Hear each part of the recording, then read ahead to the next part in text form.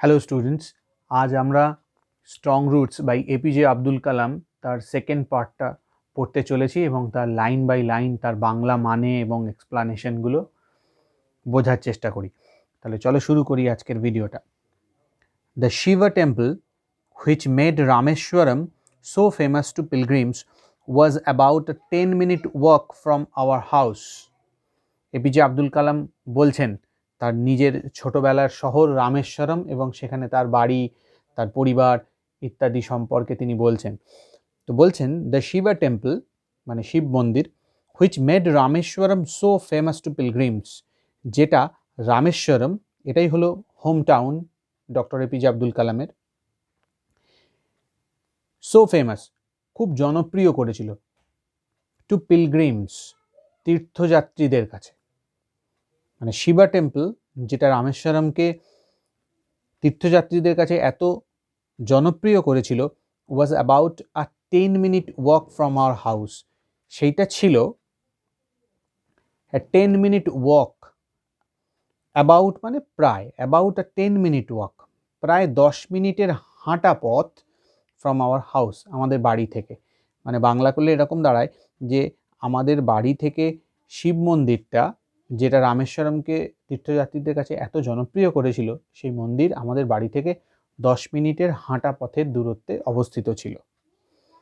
Our locality was predominantly Muslim, but there were quite a lot of Hindu families too, living amicably with their Muslim neighbors.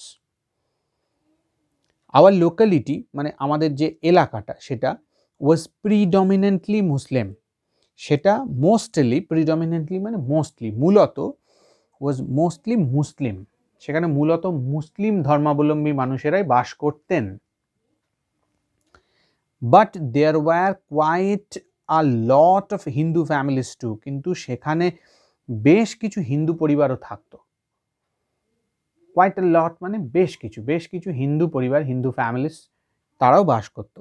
Living যারা বাস করতো, amicably মানে friendly way মানে বন্ধুত্বপূর্ণভাবে বা শান্তিপূর্ণভাবে, with their Muslim neighbours তাদের মুসলমান প্রতিবেশীদের সঙ্গে শান্তিতে এবং বন্ধুত্বপূর্ণ একটা মানসিকতা নিয়ে তারা সেখানে বাস করত। There was a very old mosque in our locality where my father would take me for evening prayers. একটা পুরনো মসজিদ ছিল, ওল্ড মস্ক ইন আওয়ার লোকালিটি, আমাদের এলাকাতে একটা পুরনো মসজিদ ছিল, ওয়্যার মাই ফাদার যেখানে আমার বাবা উড টেক মি আমাকে নিয়ে যেতেন ফর ইভিনিং প্রেয়ার্স। এটা মাথায় রেখো যে ইভিনিং প্রেয়ার্সের জন্য ওই ওল্ড মস্কে তারা যেত, সন্ধ্যার প্রার্থনার জন্য বাবা আমাকে সেখানে নিয়ে যেতেন। I had not the faintest idea of the meaning of the Arabic prayers chanted, but I was totally convinced that they reached God. I had not, আমার ছিল না, the faintest idea, সামান্যতম ধারণাও, faint মানে একদম হালকা, faintest মানে ভীষণ মানে হালকা, সব থেকে বেশি হালকা মানে হালকাতম, বা আমরা এটাকে অন্যভাবে বলতে পারি সামান্যতম।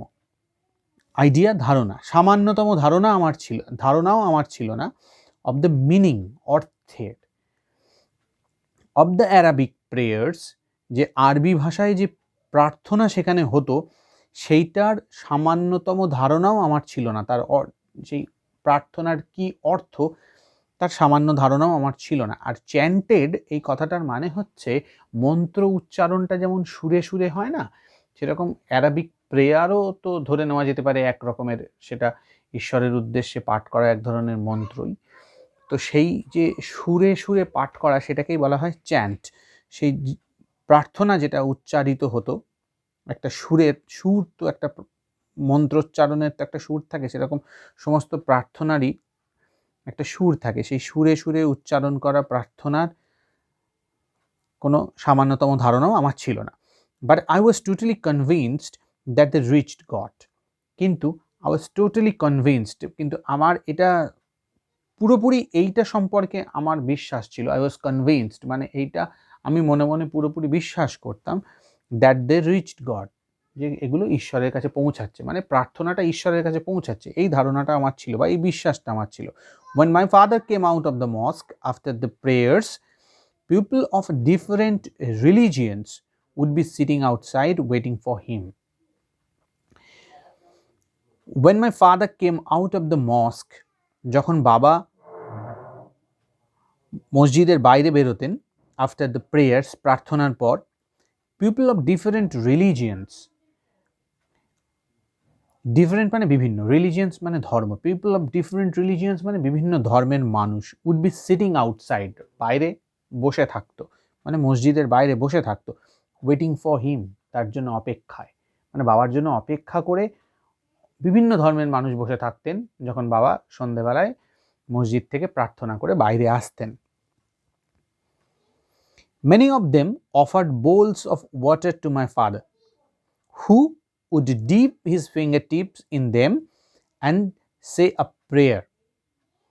Many of them, তাদের মধ্যে অনেকেই, মানে যারা বাইরে অপেক্ষা করে থাকতো তাদের মধ্যে অনেকেই, offered bowls of water to my father, আমার বাবার কাছে একটা বাটিতে করে জল দিত, অফার করতো বাবার কাছে, bowls of water, বাটি ভর্তি জল। আর বাবা কি করতেন, would dip his fingertips, আঙুলের ডগাগুলো সেই জলের মধ্যে ডিপ করতেন, মানে ডুবিয়ে দিতেন, ইন দেম, সেই জলে, অ্যান্ড সে আ প্রেয়ার, এবং একটা প্রার্থনার উচ্চারণ করতেন বা বলতেন। This water was then carried home for invalids, তারপর সেই জলগুলো ক্যারিড, মানে ওয়াজ ক্যারিড, প্যাসিভ ভয়েসে লেখা হচ্ছে, this water was then carried, এই জলগুলোকে তারপর নিয়ে যাওয়া হতো বাড়িতে, হোম, ফর ইনভ্যালিডস, ইনভ্যালিডস বলতে যারা শারীরিকভাবে দুর্বল বা অক্ষম বা অসুস্থ, এই ধরনের যারা মানুষ বাড়িতে আছেন, বিভিন্ন মানুষের বাড়িতে এইরকম অসুস্থ মানুষদের জন্য এই জলগুলো নিয়ে যাওয়া হতো, মানে তাদের সুস্থ করার উদ্দেশ্যে এই জলটা দেওয়া হতো। I also remember people visiting our home to offer thanks after being cured. I also remember, আমার মনে আছে, I also remember, আমার এটাও মনে আছে, people visiting our home, যে লোকজন আমাদের বাড়িতে দেখা করতে আসছেন, to offer thanks, ধন্যবাদ জানাতে, আফটার বিং কিওর্ড, কিওর মানে সুস্থ হয়ে যাওয়া, আফটার বিং কিওর্ড মানে সুস্থ হয়ে গিয়ে বাড়িতে ধন্যবাদ জানাতে আসছে, এরকম ঘটনার কথাও আমার মনে আছে। তার মানে সেই যে জল, মন্ত্র পড়া যে জলটা নিয়ে যেত লোকজন, সেটা দিয়ে অনেকের বাড়িতে অসুস্থ মানুষজন সুস্থ হয়ে উঠতেন বলে সেই সময় মানুষ বিশ্বাস করতেন, বা এপিজে আব্দুল কালাম নিজেও সেই ঘটনার কথাই বলছেন। Father always smiled and asked them to thank Allah the merciful.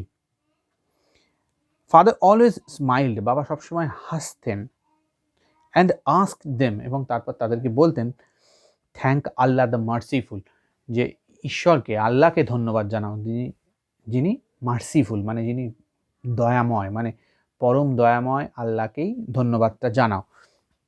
মানুষ সুস্থ হয়ে ডক্টর কালামের বাবা জেনুল আবেদিনকে ধন্যবাদ জানাতে আসতেন, কিন্তু তিনি নিজে ধন্যবাদটা না নিয়ে, মানে তিনি মানুষকে সুস্থ করার কোনো ক্রেডিট নিজে নিতেন না, তিনি বলতেন যে এই ধন্যবাদটা ঈশ্বরেরই প্রাপ্য, তোমরা ঈশ্বরকে ধন্যবাদ জানাও। তাহলে এই যে প্যারাগ্রাফটা আমরা পড়লাম, এই প্যারাগ্রাফটাতে কালামের বাড়ি থেকে শিবা টেম্পল কতটা দূরে অবস্থিত ছিল, যে লোকালিটিতে উনি থাকতেন সেখানে মুসলিম পরিবারের সঙ্গে কিছু, বেশিরভাগ মুসলিম পরিবার সেখানে বাস করতো, কিন্তু কিছু হিন্দু পরিবার ছিল এবং তারা মিলেমিশে থাকতো। তাছাড়া বিভিন্ন ধর্মের মানুষ সন্ধেবেলায় প্রার্থনার পর যে মসজিদের কাছে তার বাবার কাছে আসতেন, ওই বাটিতে করে জল নিয়ে, সাথে করে সেই জলটা তার বাবা মন্ত্রোচ্চারণ করে দেওয়ার পর সেটা বাড়িতে নিয়ে গিয়ে তাদের বাড়ির অসুস্থ মানুষজনকে সুস্থ করে তোলার জন্য তারা ব্যবহার করতে পারেন, সেই সমস্ত ঘটনার কথা উনি এখানটায় এই প্যারাগ্রাফটাতে বর্ণনা করেছেন। এবার আমরা চলো দেখি নেক্সট প্যারাগ্রাফে উনি কি বলছেন। এখানটায় কিন্তু আমরা এই যে প্যারাগ্রাফটা আমরা পড়লাম, এই প্যারাগ্রাফটাতে কিন্তু আমরা একটা কমিউনাল হারমোনির একটা ছবি পেলাম। নেক্সট, মানে একটা সাম্প্রদায়িক সম্প্রীতির পরিবেশে উনি বড় হচ্ছেন। নেক্সট প্যারাগ্রাফে দেখছি আমরা কি বলছে। The high priest of Rameswaram temple, Pakshi Lakshmana Shastri, নামটা একটু খেয়াল রেখো এবং বানানটাও নামের কেমন, ওয়াজ ভেরি ক্লোজ এখানে সিটা পড়েনি, এটা ক্লোজ হবে, very close friend of my father's, high priest of Rameswaram temple, মানে রামেশ্বরম টেম্পলের যিনি সর্বোচ্চ পুরোহিত, মানে প্রধান পুরোহিত, তার নাম হচ্ছে পক্ষী লক্ষ্মণ শাস্ত্রী। তিনি ছিলেন was a very close friend of my father's, বাবার খুব ঘনিষ্ঠ বন্ধু ছিলেন। One of the most vivid memories of my early childhood is of the two men, each in traditional attire, discussing spiritual matters. মানে উনি বলছেন one of the most vivid memories, মানে যত স্পষ্ট স্মৃতি যেগুলো আছে, ভিভিড মানে বেশ স্পষ্ট, মেমোরিজ স্মৃতি, যে সমস্ত স্পষ্ট স্মৃতি অফ মাই আর্লি চাইল্ডহুড, মানে একদম ছেলেবেলাকার যে সমস্ত স্মৃতি আমার আছে তার মধ্যে one of the most vivid, অন্যতম একটা পরিষ্কার স্মৃতি বা স্পষ্ট স্মৃতি কি না, is of the two men, এই দুজন মানুষকে নিয়ে। কোন দুজন মানুষ? ফাদার অ্যান্ড পক্ষী লক্ষ্মণ শাস্ত্রী। মানে কালাম বলছেন তার প্রথম দিকের শৈশবের বা মানে অত্যন্ত বাল্যকালের যে স্মৃতি, তার মধ্যে অন্যতম স্পষ্ট স্মৃতি হচ্ছে তার বাবা এবং এই পক্ষী লক্ষ্মণ শাস্ত্রী, এই দুজন মানুষকে নিয়ে স্মৃতি। কি স্মৃতিটা কি? সেটা হচ্ছে এইটা যে ইচ ইন ট্র্যাডিশনাল অ্যাটায়ার, এদের প্রত্যেকেই তাদের যে ট্র্যাডিশনাল অ্যাটায়ার, অ্যাটায়ার মানে হচ্ছে পোশাক, ট্র্যাডিশনাল মানে যেটা প্রথাগত, মানে হিন্দুদের একরকম, মানে হিন্দু পুরোহিত তার প্রথা অনুযায়ী সাউথ ইন্ডিয়াতে যেমন পোশাক পরেন সেই রকম পোশাক পরে আছেন। আবার উল্টো দিকে ডক্টর কালাম তার বাবা যেমন পোশাক পরেন সেই রকম পোশাক পরে আছেন। তো ডিসকাসিং স্পিরিচুয়াল ম্যাটার্স, এবং তারা সেখানে কি আলোচনা করছেন? তারা আলোচনা করছেন কিছু আধ্যাত্মিক বিষয় নিয়ে। এবার এই যে দুজন মানুষ তাদের প্রথাগত পোশাক পরিচ্ছদ পরে স্পিরিচুয়াল ম্যাটার্স বা আধ্যাত্মিক বিষয় নিয়ে বা ধর্ম সংক্রান্ত বিষয় নিয়ে আলোচনা করছেন, এই বিষয়টা তার ছেলেবেলাকার স্মৃতির মধ্যে একটা স্পষ্ট স্মৃতি হচ্ছে এই দুজন মানুষ আলোচনারত অবস্থায় রয়েছেন সেইটা। When I was old enough to ask questions, I asked my father about the relevance of prayer. When I was old enough, যখন আমার মানে বেশ খানিকটা বয়স হলো, to ask questions মানে যখন আমি প্রশ্ন জিজ্ঞাসা করতে পারি বাবাকে, এরকম একটা বয়স হলো আমার, মানে যখন উনি একটু বুঝতে শিখেছেন, প্রশ্ন করতে শিখেছেন, তখনকার কথা উনি বলছেন। I asked my father about the relevance of prayer. আমি বাবাকে জিজ্ঞাসা করেছিলাম about the relevance of prayer. relevance মানে প্রাসঙ্গিকতা, of prayer মানে প্রার্থনার প্রাসঙ্গিকতাটা কি সেটা সম্পর্কে আমি জানতে চেয়েছিলাম, যে মানুষ কেন প্রার্থনা করে, এটা করে কি হয়। My father told me there was nothing mysterious about prayer. বাবা বলেছিলেন যে there was nothing mysterious, এর মধ্যে কোনো রহস্যজনক কিছু নেই, nothing mysterious about prayer, প্রার্থনার মধ্যে কিচ্ছু রহস্য নেই। তাহলে প্রার্থনায় কি হয়? Rather, prayer made possible a communion of the spirit between people. বরঞ্চ, এখানে রাদারে মানে হচ্ছে বরঞ্চ, মানে প্রার্থনা তো মধ্যে তো কিছু রহস্য কিছু নেই, বরং কি সেটা? সেটা হলো যে made possible, prayer made possible a communion. Communion means a special kind of communication, একটা বিশেষ ধরনের সংযোগ। কিসের মধ্যে? দ্য স্পিরিট বিটুইন পিপল, মানুষের মধ্যে যে স্পিরিটটা আছে, মানে যে আত্মা আছে মানুষের মধ্যে, প্রত্যেকটা মানুষের মধ্যে যে আত্মা, সেই আত্মাগুলোর মধ্যে একটা বিশেষ ধরনের সংযোগ স্থাপন করে প্রার্থনা। তার কারণ যে প্রার্থনার কথা উনি বলছেন সেই প্রার্থনাটা মূলত কিন্তু মানে যেহেতু মুসলিম সম্প্রদায়ের মানুষেরা প্রার্থনাটা একসঙ্গে বসে একটা জায়গাতে করেন সাধারণত, সুতরাং তারা ওই যে একসঙ্গে বসে সকলে মিলে একটা জায়গায় প্রার্থনা করছেন এবং একই প্রার্থনা তারা উচ্চারণ করছেন, এর ফলে তাদের মধ্যে যে প্রত্যেকটা মানুষ যারা প্রার্থনা করছেন তাদের প্রত্যেকের মধ্যে যে আত্মাটি রয়েছে, তাদের মধ্যে সেই আত্মাগুলির মধ্যে একটা বিশেষ ধরনের সংযোগ স্থাপন হয় এবং এই সংযোগ স্থাপনের কাজটা করে প্রার্থনা। এটা এপিজে আব্দুল কালামের বাবা এইভাবে দ্য রেলিভেন্স অফ প্রেয়ার মানে প্রার্থনার প্রাসঙ্গিকতাটাকে ব্যাখ্যা করছেন।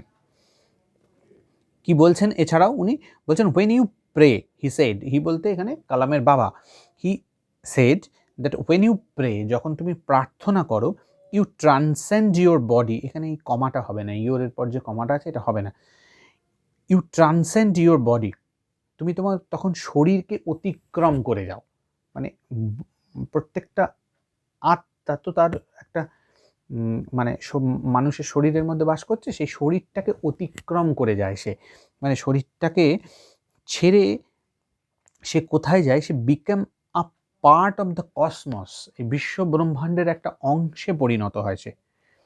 হুইচ নোজ, মানে এই কসমস, এই বিশ্ব ব্রহ্মাণ্ড, which knows no division of wealth, age, caste or creed, এই ব্রহ্মাণ্ড কোনো ডিভিশন জানে না, কোনো বিভাজন জানে না। কিসের ভিত্তিতে এই বিভাজন? ওয়েলথ, সম্পদ, এজ, বয়স, কাস্ট অর ক্রিড, মানে জাতি, সম্প্রদায়, এই সময়ের ভেদাভেদ এই কসমস জানে না, তার পার্ট হয়ে যায় সকলে। এইটা বাবা এভাবে ব্যাখ্যা করছেন। তাহলে এইখানটাতে, এই পার্টিকুলার এই প্যারাগ্রাফটাতে পক্ষী লক্ষ্মণা শাস্ত্রী সম্পর্কে একটু আছে, এবং এপিজে আব্দুল কালামের ছোটোবেলার একটা অত্যন্ত মানে স্পষ্ট স্মৃতি কি সেইটা সম্পর্কে উনি বললেন, এবং তারপরে দ্য রেলিভেন্স অফ প্রেয়ার, কীভাবে বাবা ব্যাখ্যা করেছেন রেলিভেন্স অফ প্রেয়ার, সেইটা সম্পর্কে বললেন। এবার চলো আমরা দেখি নেক্সট প্যারাগ্রাফে কী বলছেন উনি। My father could convey complex spiritual concepts in very simple down to earth Tamil. আমার বাবা কুড কনভে মানে এক্সপ্রেস করতে পারতেন, এখানে কনভে মানে হচ্ছে টু এক্সপ্রেস, প্রকাশ করতে পারতেন। কমপ্লেক্স স্পিরিচুয়াল কনসেপ্টস, কমপ্লেক্স মানে জটিল, মানে যেগুলো একটু কঠিন, স্পিরিচুয়াল কনসেপ্ট আধ্যাত্মিক কিছু ধারণা বা বিষয়, সেটাকে তিনি মানুষের কাছে পৌঁছে দিতে পারতেন, ব্যাখ্যা করতে পারতেন in very simple down to earth Tamil. তামিলটাই হচ্ছে ওদের মাতৃভাষা, সেই তামিল ভাষাতে খুব সিম্পল এবং down to earth. Down to earth বলতে সাধারণ মানুষরা যে ধরনের ভাষায় কথা বলেন সেটাকে উনি ডাউন টু আর্থ বলছেন আর কি, খুব সাধারণ মাটির ভাষায় আর কি, সাধারণ মানুষ যেভাবে কথা বলে সেই রকম সাধারণ মানুষের কথ্য তামিল ভাষাতে তিনি একটু কঠিন জটিল যে সমস্ত আধ্যাত্মিক ধারণা সেগুলোকে মানুষের কাছে ব্যাখ্যা করতে পারতেন। হি ওয়ান্স টোল্ড মি, তিনি একবার আমাকে বলেছিলেন, এই জায়গাটা একটু মন দিয়ে শোনো, in his own time, in his own place, in what he really is, and in the stage he has reached, good or bad, every human being is a specific element within the whole of the manifest divine being. কি বলছেন?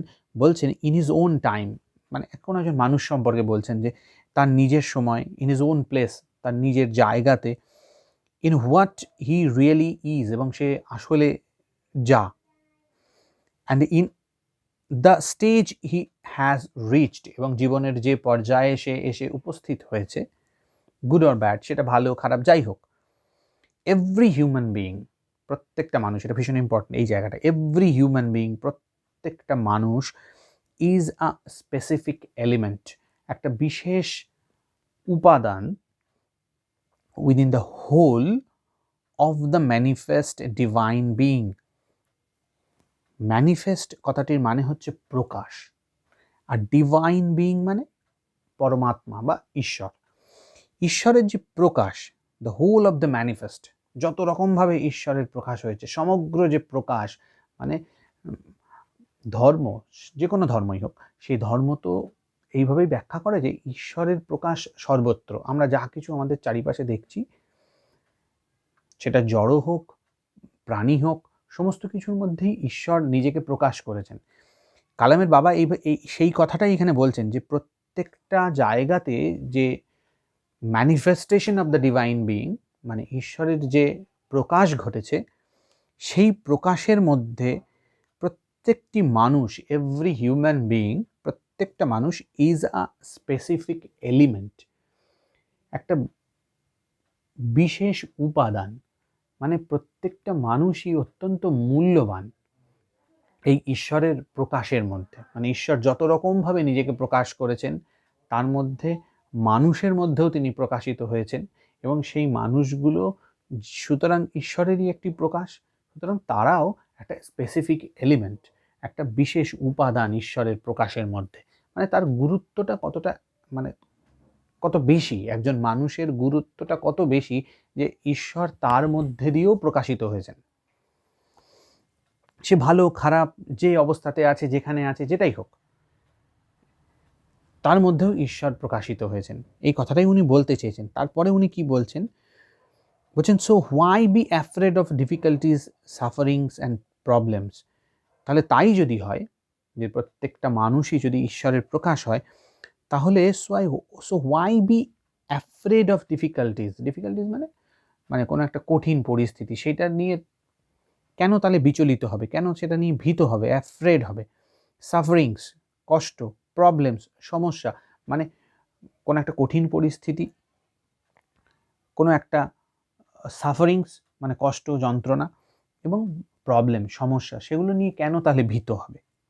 When troubles come, try to understand the relevance of your sufferings. কালামের বাবা বলছেন আরও যে when troubles come, যখন সমস্যা আসে, try to understand, বোঝার চেষ্টা করো, the relevance of your sufferings, তোমার এই যে সমস্যা, তুমি যে এই যে ভোগান্তি, এই যে কষ্ট, সেইটার রেলিভেন্সটা কি, মানে সেইটা গুরুত্বটা কি, সেটা কেন, কি জন্য, সেইটাকে বোঝার চেষ্টা করতে হবে।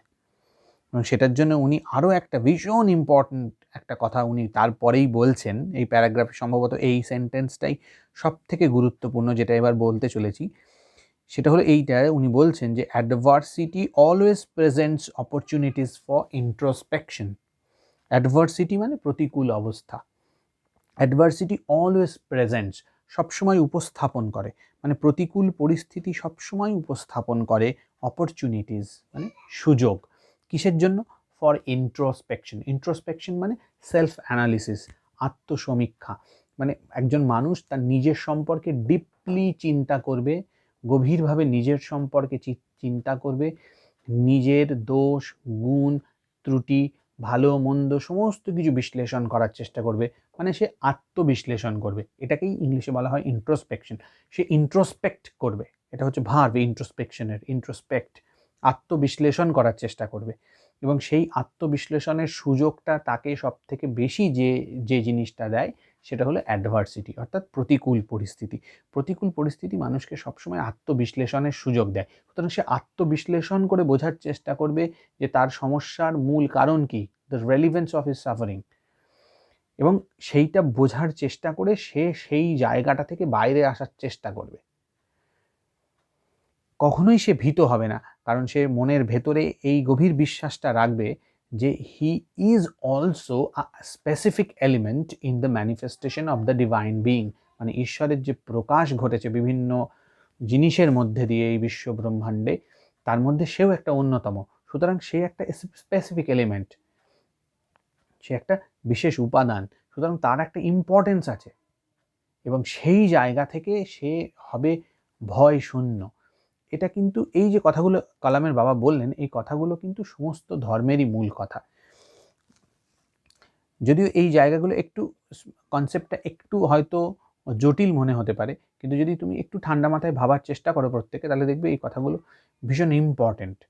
সমস্ত ধর্মের মানুষ এই কথাগুলো বলেছে, সেটা হিন্দু হোক, মুসলিম হোক, খ্রিশ্চান হোক, বুদ্ধিস্ট হোক, জৈন হোক, প্রত্যেকটা ধর্মের মানুষ এই কথাটাই বলেছে। এবং এইখানটাতেই হচ্ছে প্রেয়ারের ইম্পর্টেন্স। প্রেয়ার মানুষের মধ্যে এই বিশ্বাসটা তৈরি করে দেয় যে সে হচ্ছে একটা স্পেসিফিক এলিমেন্ট, সে একটা বিশেষ উপাদান, তার মধ্যে ঈশ্বরের প্রকাশ ঘটেছে। সুতরাং সে কখনোই ভীত না হয়ে বরঞ্চ তার আত্মবিশ্লেষণের মাধ্যমে তার নিজের সমস্যা, দোষ, গুণ সমস্ত কিছুগুলো বোঝার চেষ্টা করবে, এবং তারপর নিজেই সেই জায়গা থেকে একটা বেরিয়ে আসার পথ খোঁজার চেষ্টা করবে। তাহলে আজকে ভিডিওটাতে এই পর্যন্তই আমরা আলোচনা করলাম, বাকি অংশটা আমরা পরের ভিডিওতে আলোচনা করব। এর আগের যে অংশটা আমরা আলোচনা করেছি সেটা যদি তোমরা না দেখে থাকো, তাহলে তার লিঙ্ক ডেসক্রিপশনে দেওয়া থাকবে, সেখান থেকে তোমরা দেখে নিতে পারবে, বা এন্ড স্ক্রিনেও তোমরা লিঙ্ক পেয়ে যাবে। আশা করছি খুব তাড়াতাড়ি নেক্সট অংশটা নিয়ে তোমাদের সঙ্গে শেয়ার করতে পারবো। ততক্ষণ পর্যন্ত সবাই খুব ভালো থেকো, খুব সুস্থ থেকো। Bye bye.